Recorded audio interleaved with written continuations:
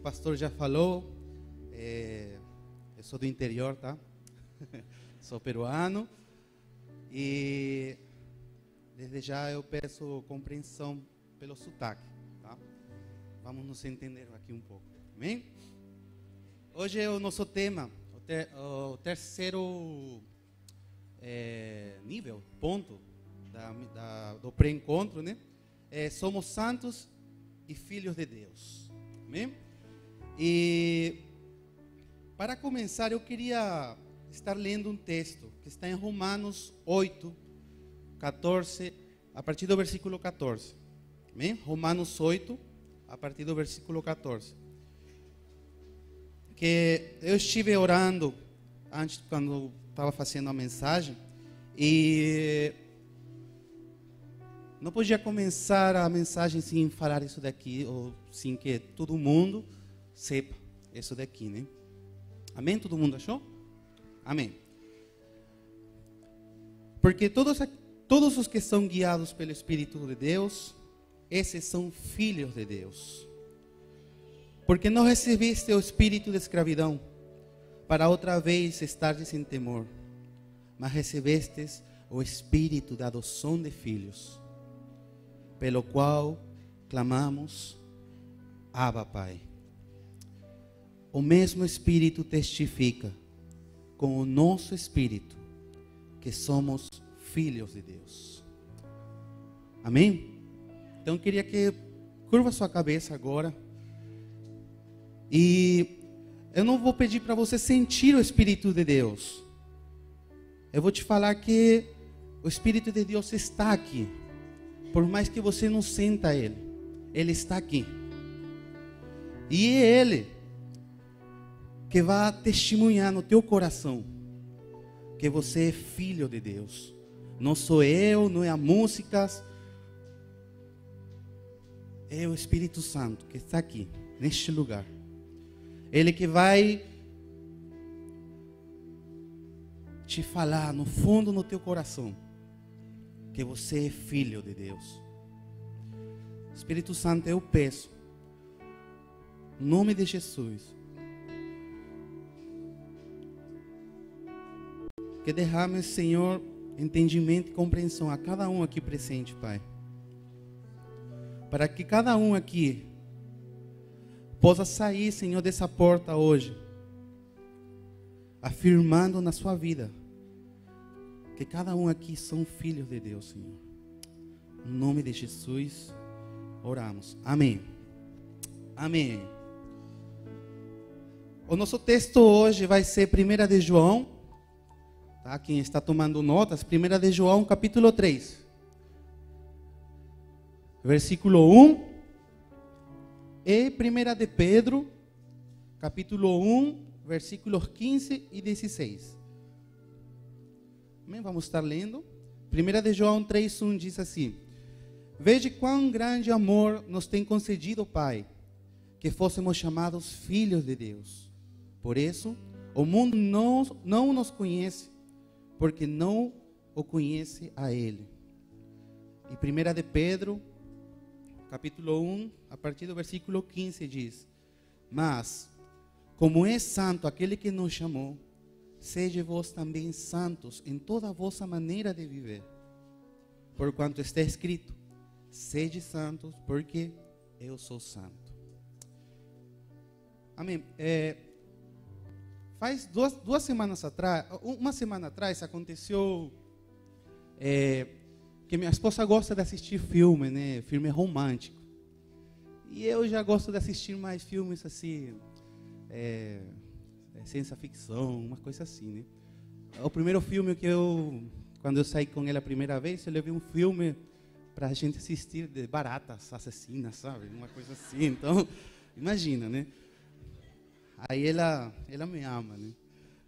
Mas ela pediu para me assistir um filme, para nós assistir um filme, e ela me contou o filme. O filme era antes de assistir, né? Mais ou menos, que era um filme na vida real. Era um casal cristão e tinha acontecido tudo o que acontece no filme, tinha acontecido com eles. Mas na hora de fazer o filme, eles mudaram, não fizeram porque eles eram cristãos, né? Eles fizeram como foram gente normal, do mundo, assim, né? Mas, enfim, no filme fala que uma menina, ela morava na casa dos pais, os pais tinham um monte de dinheiro, o pai queria que ela estude direito, né? Aí ela vivia aquela vida de riquinha, assim, né? Só que vivia uma vida de mentiras. O pai, ela fazia tudo que o pai queria que faça. Ela não queria estudar direito, ela queria estudar, queria se formar em arte, né? Queria fazer esculturas, assim. Mas o pai queria que ele estude direito, por causa que a família todo mundo era assim, advogado, juiz, essas coisas. No final, aconteceu que o pai traiu a mãe, né, da menina com a melhor amiga da menina, da filha. Aí o que aconteceu? Ela fugiu de casa, saiu daquela vida que ela era presa, né? E foi morar em outra cidade, conheceu um rapaz, se casou e começou aí a viver uma vida livre. Ela começou a estudar escultura, fez um estúdio todo, e a vida dele era ela dava para ver a cara dele, era muito feliz, né? A vida dele era muito feliz. E aquela liberdade dela, podia fazer o que ela podia fazer, né? Também não levava as coisas no extremo, né? Porque liberdade não é libertinagem, né? Liberdade você pode fazer tudo, mas nem tudo te convém, né? Mas ela vivia aquela vida, sabe? Feliz, alegre com o esposo. Só que aconteceu que tiveram um acidente e ela bateu a cabeça muito forte e ficou em coma. E o que aconteceu? Quando ela acordou, o marido ficou aí sempre com ela. E quando ela acordou, ela não lembrava de nada. Ela não lembrava, quando ela olhou para o marido, quando ela acordou, o marido estava aí, né?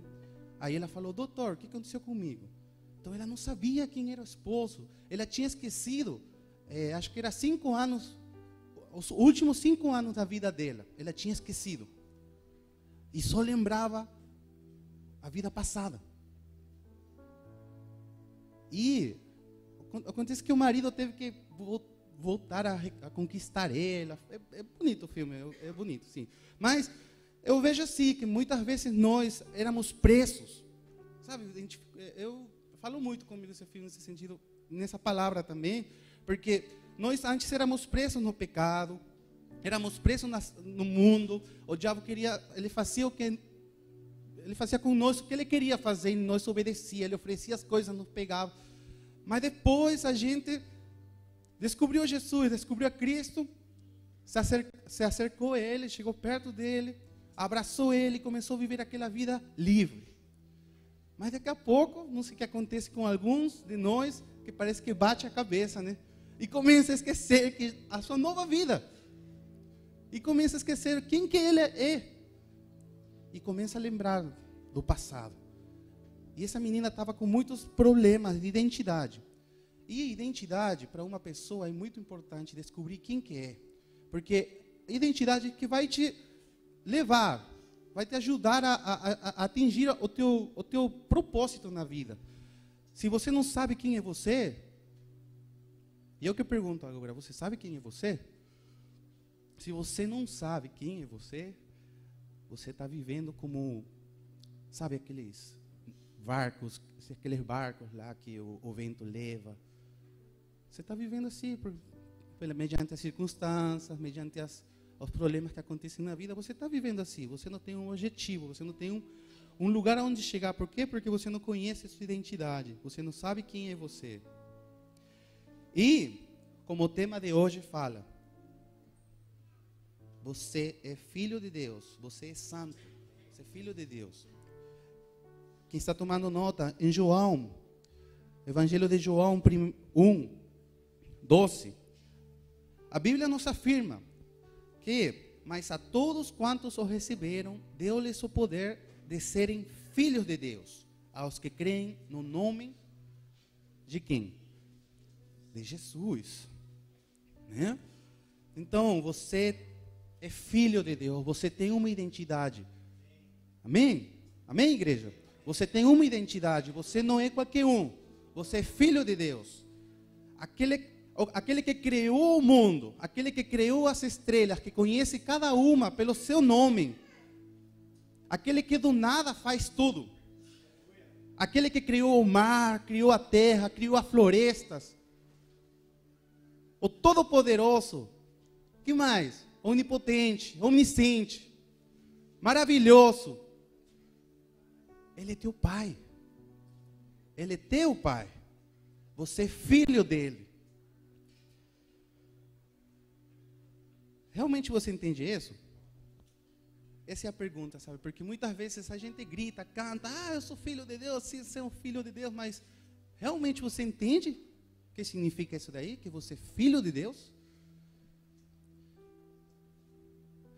Quando a gente abre a Bíblia, a primeira de Gênesis, no primeiro livro, né? Fala que a terra estava vazia, estava toda uma confusão, né? E o Espírito de Deus. Aí depois fala que, e Deus criou, Deus fez tudo, sabe? Aquele céu azul, aquele, tudo. Ele fez tudo, e Ele é teu pai. Você entende? Ele é maravilhoso. Romanos 8, 29 a 31 diz: porque os que dantes conheceu, também os predestinou para serem conformes à imagem de seu Filho, a fim de que ele seja o primogênito entre muitos irmãos. E os predestinou, a estes também chamou. E os que chamou, a estes também justificou. E aos que justificou, a estes também glorificou. Que diremos, pois, a estas coisas? Se Deus é por nós, quem será contra nós? O apóstolo Paulo pergunta-se: que diremos, pois, a estas coisas? Que diremos, pois, se temos um pai assim? Que diremos, pois, problemas, dificuldades, tribulação? Que diremos, pois, a estas coisas? Se Ele, Deus, está conosco, meu Pai está conosco, o nosso Pai está conosco, que diremos, pois, a isso? Tinha um avião que estava passando no meio de uma tribulação, aquela tormenta assim. Aí dentro do avião, a pessoal estava tudo apavorado, tudo com medo. E tinha uma mulher que estava já quase comendo os dedos, porque já tinha acabado comendo as unhas, né? Aí estava comendo os dedos já. Aí do lado dela, tinha uma criança, acho que era de 9, 10 anos. Ela sentada, a criancinha, desenhando, pintando, um sossego total. Aí a mulher, olhando para ele, falou: vem cá, você está vendo que o avião, a gente vai morrer, o avião está passando no meio da tribulação, o avião está se mexendo e você está aí sossegado, desenhando. Aí a criança olhou para ele e falou: eu não tenho medo da tribulação, não. Aí a mulher falou: mas por que você não tem medo? Aí ele falou, olhou para ela e falou: porque o piloto do avião é meu pai. Quando você vai entender que o piloto da tua família, o piloto do avião de teus filhos, o piloto do avião da tua vida é teu pai, é Deus que dirige o avião da tua vida. Que tribulação pode nos afetar? Que diremos, pois, a estas coisas? Se Deus está conosco, quem estará contra nós? Você tem que afirmar isso daí na tua vida. Você é filho de Deus, e teu Pai Todo-Poderoso, que criou todo o universo, toda a terra, Ele te ama, Ele é teu Pai. Amém? Mas como filhos, nós precisamos entender 4 coisas. Amém? Aponta aí, 4 coisas. Primeira coisa que nós temos que aprender ou entender é que o meu pai tem um propósito para a minha vida. Ele tem um propósito para mim, para a vida de todos os seus filhos. Ele tem um propósito. O propósito de Deus para a nossa vida é que, olha quanto Ele nos ama. O propósito que Deus tem na nossa vida é que nós estemos com Ele. Que nós desfrutemos da intimidade com Ele. Marcos 3,14 fala que Ele chamou os discípulos para quê primeiro? Para estar com Ele. Ele chamou os 12, chamou você também para quê? Para estar com Ele. O propósito de Deus para a nossa vida é estar com Ele, ter intimidade com Ele, desfrutar da intimidade com Ele. passar tempo com Ele. Ele nos chamou das trevas, nos tirou das trevas e nos chamou a sua luz maravilhosa. Mas para quê? Fala, para anunciar as virtudes. Sabe, o propósito de Deus é sim, estar com Ele, mas também, não somente com você, ou com a pastora Kira, ou com o prefeito Eduardo, com o prefeito... Não, com todos os seus filhos. O propósito dele é estar com todos os seus filhos. Tá? E Ele quer que cada um de nós chame os filhos de Deus que estão afastados, que estão longe, que estão perdidos, que chame eles para desfrutar da comunhão com Ele. O nosso propósito é que estar com Ele e chamar, trazer para Ele os filhos perdidos. Lucas 19:10, fala disso daí. Dá para pôr aí. Porque o Filho do Homem veio buscar e salvar o que se havia perdido, né? Jesus falando essas coisas. O propósito de Jesus para nessa terra vir aqui, Ele veio o quê? Procurar os que estavam perdidos. E Ele nos encargou isso, a cada um de nós, procurar aqueles que estão perdidos. Amém? Então, o Pai tem um propósito para mim. Agora, o segundo ponto, a segunda coisa que a gente tem que entender é que o meu Pai tem um plano para mim. Para eu conseguir chegar naquele propósito, eu preciso de um plano. Quando você vai daqui para o Jasco, aqui em Hamamatsu, né? O Claudinei não precisa, que ele já sabe o caminho, né? Mas uma pessoa que não conhece o caminho, ele precisa de quê? De nave, né? Então precisa de um plano para chegar até o lugar. Então, para atingir o nosso propósito, o propósito que Deus tem na nossa vida, a gente precisa de um plano. E Ele tem um plano também conosco. Sabe, o seto é completo, tá? É um seto que vem. Então, é o plano de Deus para nossas vidas. Sabe como que chama? Não chama Google Maps, né? Ou sei lá. O plano de Deus para nossa vida chama de santidade. Amém? 1 de Pedro, a gente leu, né? 1 de Pedro 1, 15 e 16. Seja santo porque eu sou santo. Amém?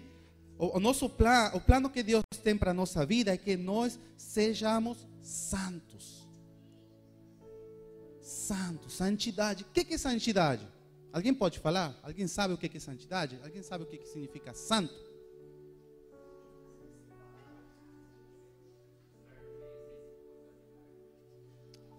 Amém. Separados, amém? Separados. Dedicado a um uso sagrado, consagrados para Deus. Muita gente acha que ser santo, sabe, andar assim mais, com uma postura assim, bem penteadinho, assim, e andar um pouco levitando, sabe, eu sou santo. Não, amém? Ser santo é que você é separado para Deus. Ser santo, uma tradução que eu vi da palavra santidade sabe o que é? É integridade. Ser íntegros. E ser íntegro é saber quem é você, né? Ser você é de um jeito aqui na igreja, e você é do mesmo jeito na tua casa, no serviço, com tua mãe, com teu pai. Esse é ser uma pessoa íntegra. Saber quem é você se comportar com você mesmo, do jeito que você é, e com os demais também. Isso é ser íntegro. Santidade, integridade. Outra definição de santidade que eu vi, estava lendo aí, fala que santidade é o reconhecimento da graça recebida para compartilhá-la com o pecador. Olha que bonito. Santidade, reconhecimento da graça recebida para compartilhá-la com o pecador. Que bonito, né? Isso é ser santo. Isso que é separado, consagrado para Deus. E esse é o nosso plano para atingir esse propósito. Por quê? Porque você nunca vai alcançar alguém lá fora se você não é santo. Se você simplesmente fala as coisas que está escrito na Bíblia, mas você não demonstra com suas atitudes, ninguém vai acreditar em você. Ninguém. Aquilo que você fala, você também tem que fazer. Amém? Então, o nosso plano é santidade. O plano de Deus para nós é santidade. Mas muitas pessoas acham também que santidade é não pecar. Eu não vou pecar. Não posso pecar, né? Em certo ponto, sim. A gente não pode pecar. Mas, e aqui que vem o terceiro ponto. A terceira propósito, o ponto que a gente precisa saber, que o Pai quer que nós cheguemos ao arrependimento. Porque ser de santos, irmão, não significa que nós não pequemos mais. Por causa da natureza humana. Por causa da nossa fraqueza humana. Por causa de viver nessa carne ainda. Nós, muitas vezes, vamos pecar. Muitas vezes vamos cair. E o que é pecado? A primeira ministração falamos que o pecado é... Pecado é... Fala, errar o branco. Tá? Mas o pecado é desobedecer a Deus. Aquilo que Deus fala. Deus fala, não beba esse copo. Aí eu vou lá e bebo um copo de água. Pequei. Por quê? Porque Deus falou, não faz isso, mas eu fiz. Aí eu pequei. Desobedecer a Deus, desobedecer a lei de Deus. Isso daí é pecado. E muitas vezes nós pensamos que pecado é simplesmente adultério, fornicação, lascívia e todas essas coisas. Mas não, fofoca também é pecado. Quem que fofocou ontem aqui?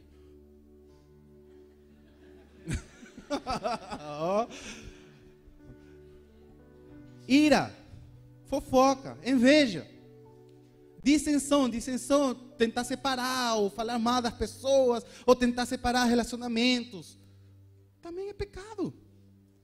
E nós esquecemos dessas coisas aí, e achamos que pecado simplesmente é fornicar, ou trair, ou roubar, matar. Não. Aquele que fala, 1 de João 1:8, diz que se dissemos que não temos pecado, enganamos a nós mesmos. E não há verdade em nós. Por mais somos santos, sim, mas vai ter momentos na nossa vida, por causa da nossa fraqueza humana, que a gente vai cair.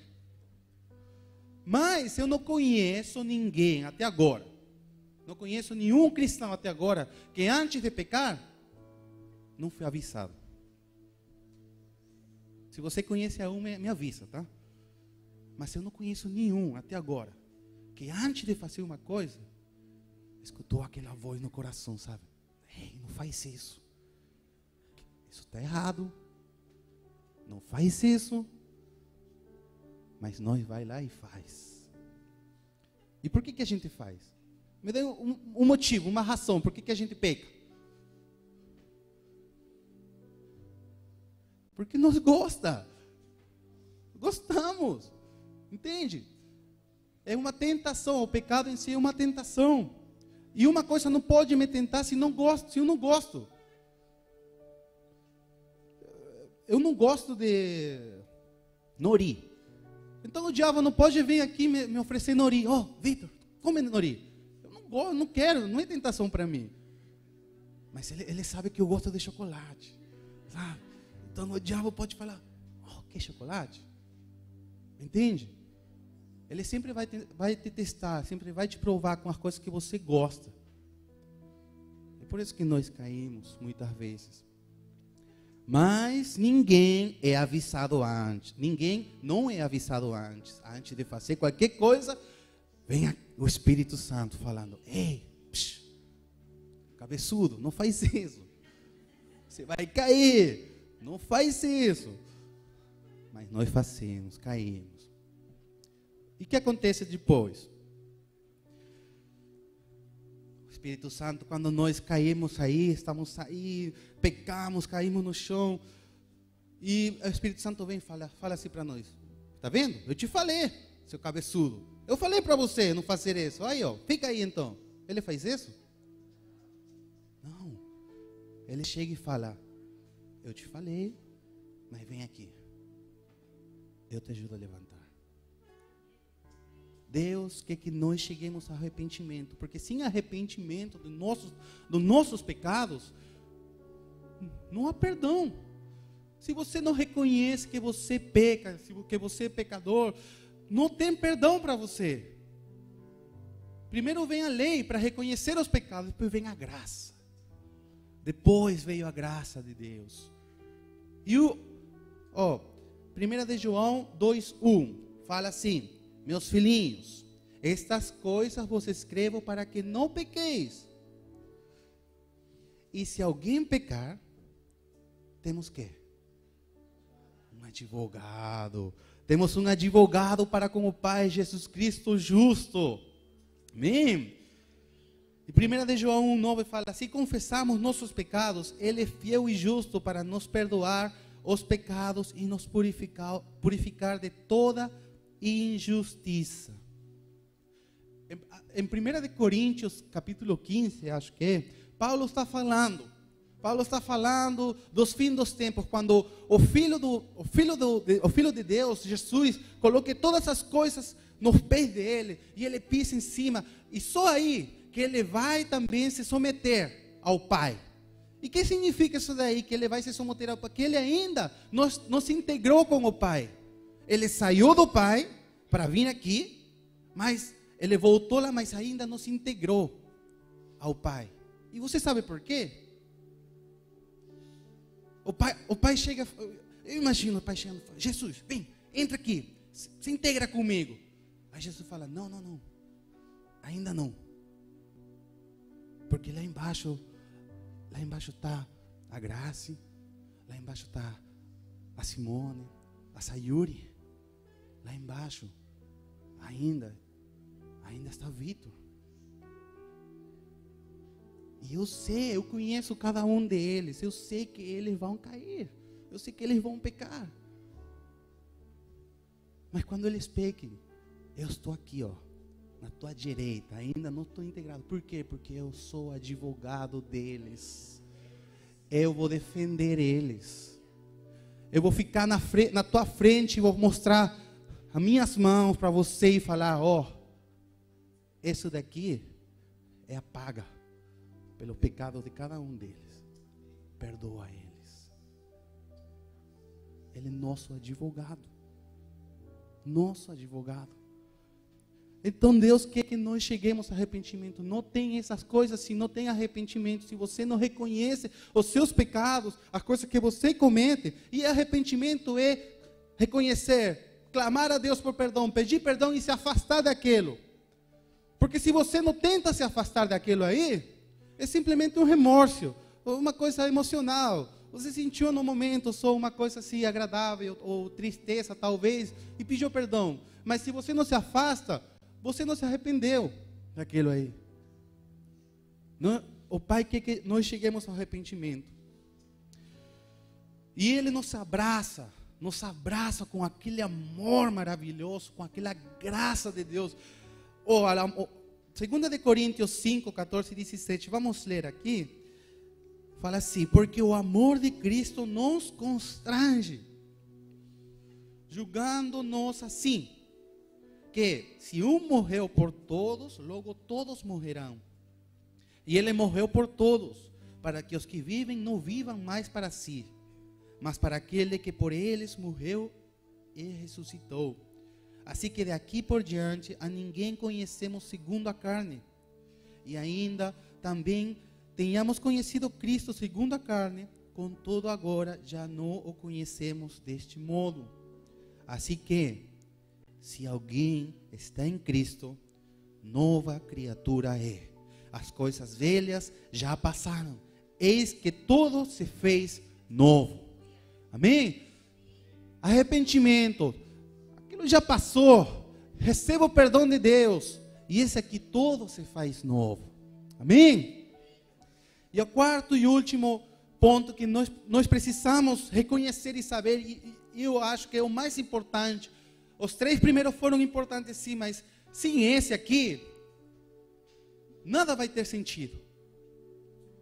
O quarto ponto que você e eu precisamos saber é que o Pai nos ama. O Pai me ama. o Pai me ama. Deus ama a cada um de seus filhos.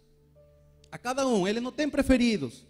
Tá? Muitas vezes nós encerramos assim como pais, né? Que temos 3, 4 filhos ou 2 filhos, e sempre tem um preferido. Ai, não, esse aqui é mais bonitinho, não, esse lembra mais eu, sei lá. Mas a gente tem isso, mas Deus não. Deus ama cada um de seus filhos do mesmo jeito. A cada um, não tem nenhum preferido. Tá? Talvez você já pensou, ai, aquele irmão é mais abençoado, ai, aquele irmão só está alegre, todo dia que eu vejo ele está alegre. Nossa, parece que Deus ama mais ele que mim, porque eu passo tribulações, passo problemas, passo essa coisa. Parece que Deus não me ama. Mas não. Deus ama cada um de seus filhos com aquele amor, sabe? Aquele amor. E você não tem que fazer nada para ganhar isso. Sabe?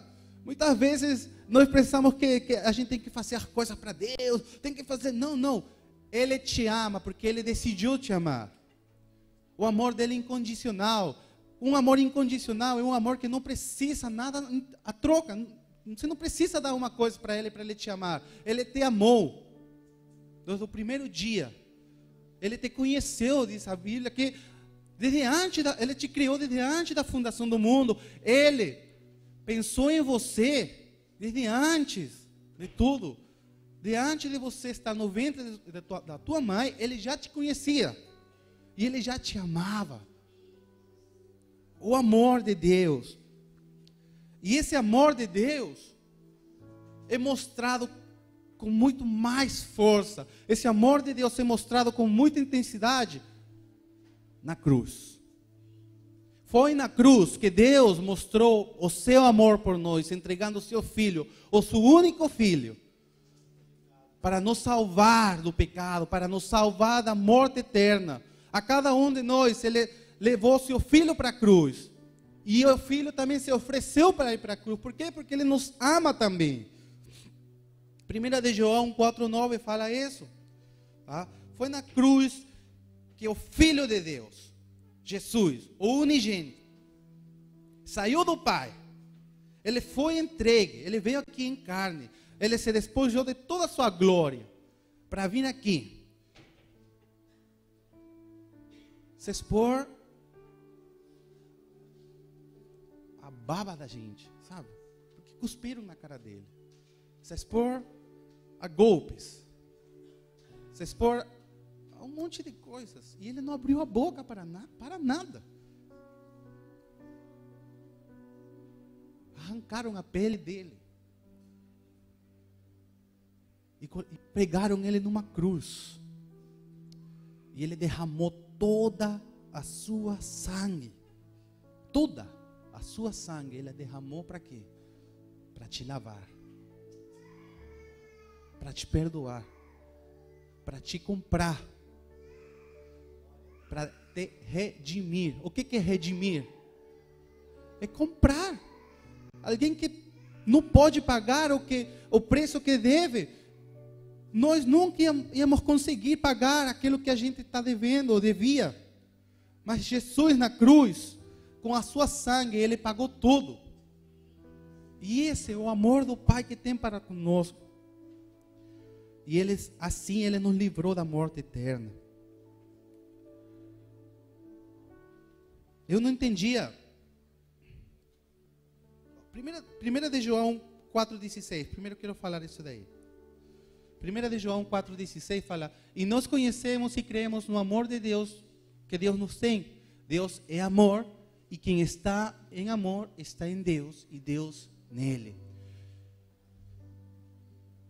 Irmãos, Deus não tem amor. Ouviram bem? Deus não tem amor. Deus é amor. Deus é amor. E com Ele nos ama com Ele mesmo. Por isso que Ele se entregou na cruz.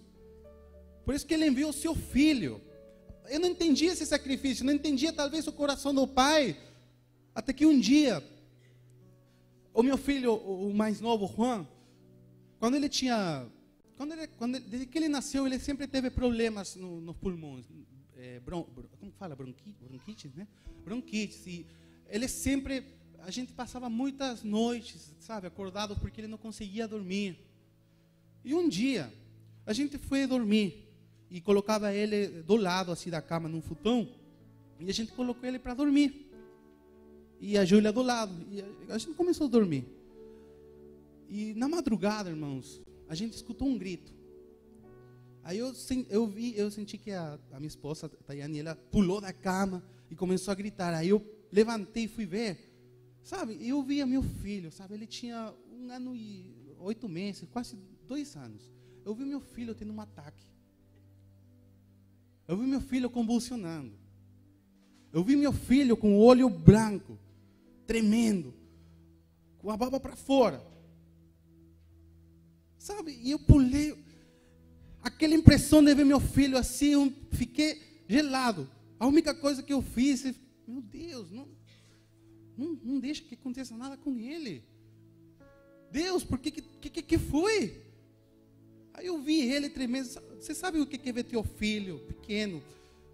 E você não podia fazer nada para ajudar ele? Eu peguei ele no colo, levei para... Ele estava pegando fogo, muito quente. Eu peguei ele no colo. A Tayane ela ficou muda, porque ela não sabia o que fazer. A Júlia também acordou desesperada, sabe? O que aconteceu? E eu, sabe? O desespero. Meu coração batendo 1000. Minhas lágrimas saindo dos meus olhos. Porque eu estava vendo meu filho quase morrendo. E eu não podia fazer nada para impedir aquilo aí. A gente ligou para a ambulância, levamos ele para a ambulância e depois ver ele lá, sabe? Cheio de furos no braço, com um monte de oxigênio e coisas assim, sabe? Aí eu fui entender o amor de Deus. Ele entregou seu filho na cruz para morrer por você, por cada um de vocês. E ele viu aí a Jesus pendurado numa cruz, todo mundo batendo nele. E ele podendo fazer algo, Deus, ele podia fazer muitas coisas. Mas ele decidiu, por amor, não fazer nada, deixar que seu filho morresse, para que você estivesse aqui hoje ouvindo essa mensagem, ou estivesse aqui sentado adorando ele também. Porque ele te amou. Esse que é o amor do Pai.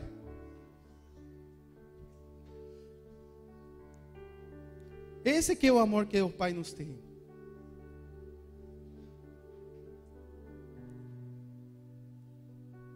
Palavras de Jesus falando na cruz. Pai, por que me deixaste? Por que me abandonaste? Você pensa?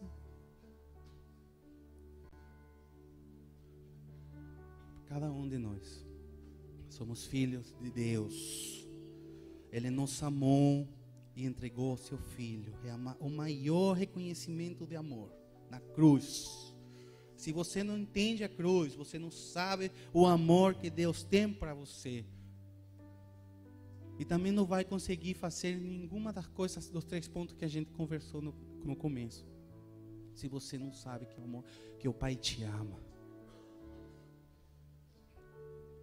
E para acabar já, eu queria falar de uma parábola.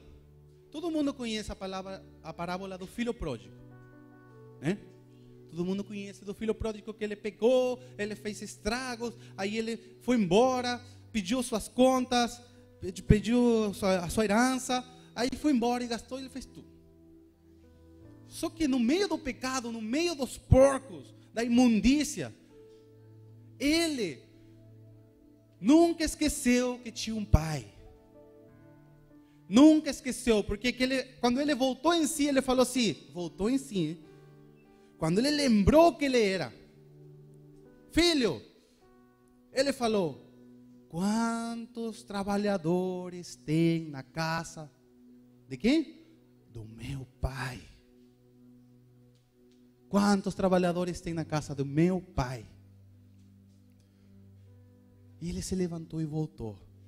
Mas a parábola do filho pródigo, a gente pode chamar assim, a gente muitas vezes vê o lado do filho, ou talvez muitas vezes a gente vê o lado do filho mais velho. Mas a parábola do filho pródigo é a parábola do pai amante. Porque o pai, você tem que saber hoje que o pai desse menino estava desesperado.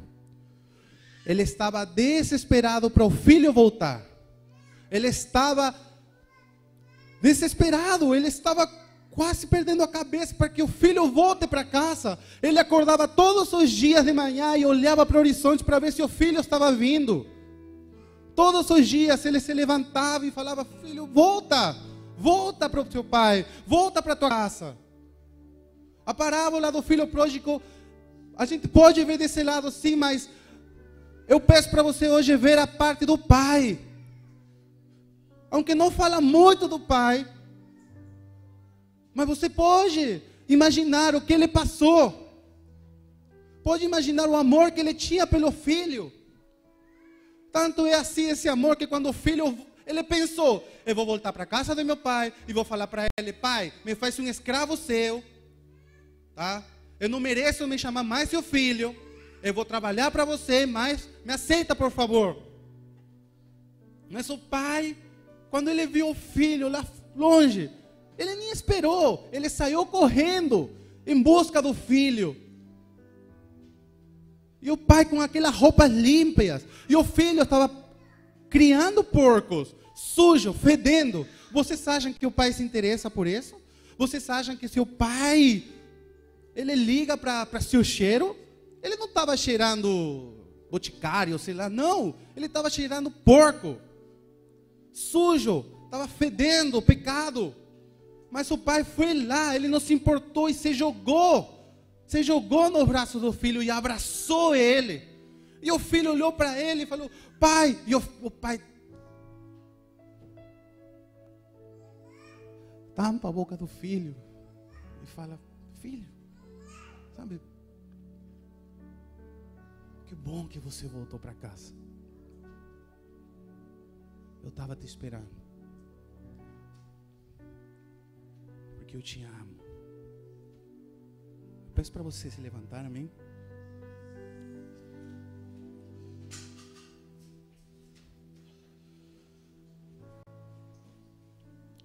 Certo jovem pecou, parecida a parábola do filho pródigo, fez um monte de estrago, aí perdeu o amor de toda a família e decidiu ir embora. Mas no tempo ele se arrependeu e quis voltar para casa. Mas ele queria se garantir que o pai ia aceitar ele, que a família ia aceitar ele. E ele mandou uma carta falando: pai, mãe, família, né? Eu tô querendo voltar para casa, mas olha, se vocês me aceitarem, eu queria que vocês pendurassem uma bandeirinha branca naquela árvore que tem lá no quintal de casa. No quintal da casa do pai tinha uma árvore enorme, a qual dava para ver, tinha um trem que passava perto da casa do pai, e dava para ver aquela árvore, né? E ele queria ver aquela bandeira branca. Se tinha essa bandeira branca, que queria dizer que ele podia entrar em casa. E quando ele decidiu voltar para casa, ele foi junto com um amigo e falou para o amigo: olha, eu não tenho coragem de olhar para aquela árvore. Eu não tenho coragem de olhar para aquela árvore. Olha para ver se tem aquela bandeira branca. Aí o amigo olhou, quando eles estavam passando perto da casa dele no trem. E o amigo falou: olha, não tem nenhuma bandeira branca, não. Ai, o filho ficou: sério? Aí o amigo olhou para ele e falou: a árvore inteira está cheia de bandeiras blancas. A casa inteira, o telhado está cheio de bandeiras blancas. E lá em cima, teu pai está lá. E o pai dele gritava: filho, volta! Volta para casa, filho. Eu estou te esperando. Eu te perdoo. Eu te perdoo, filho. Você é filho de Deus. O teu pai é Deus.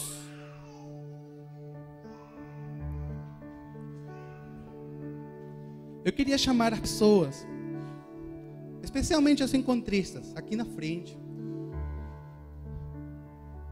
E também chamar as pessoas que alguma vez duvidaram que o pai amava eles. Que se perguntaram, será que Deus me ama? E também queria chamar você que pecou e acha que não tem mais perdão.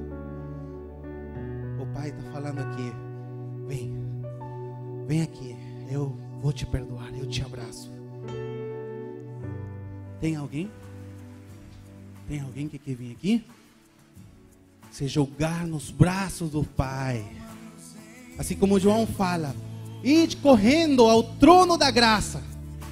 Ide correndo ao trono da graça. Se acerca a Deus e você vai receber perdão. Você vai receber amor. Ele vai te abraçar. Ele é teu pai. Ele te ama. Não tem amor igual. Não tem amor igual. Quero te abraçar. Queria pedir para os obreiros estar orando por cada um. E as pessoas que estão aqui. Sabe, obreiro, deixa-se usar por Deus. Deixa-se usar por Deus.